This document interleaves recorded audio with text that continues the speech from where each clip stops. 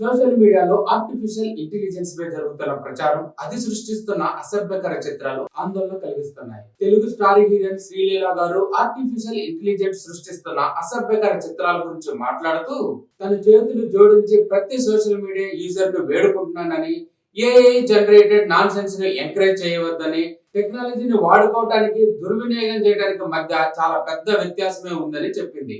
సినీ పరిశ్రమలో పనిచేస్తున్న ప్రతి అమ్మాయి కూడా ఒక కూతురు, ఒక సోదరి, ఒక స్నేహితురాలు అయి ఉంటుందన్న విషయాన్ని అందరూ గుర్తించాలని, కళలను వృత్తిగా ఎంచుకొని 10 మందికి ఆనందాన్ని, వినోదాన్ని పంచే ఈ సినిమా ఇండస్ట్రీలో పనిచేసే ప్రతి అమ్మాయికి కూడా తను సురక్షితంగా ఉన్నానని, ఒక ప్రొటెక్టెడ్ ఎన్విరాన్మెంట్ లోనే మనం పనిచేస్తున్నామనే నమ్మకం మాకు ఉండాలని శ్రీలీల గారు చెప్పారు.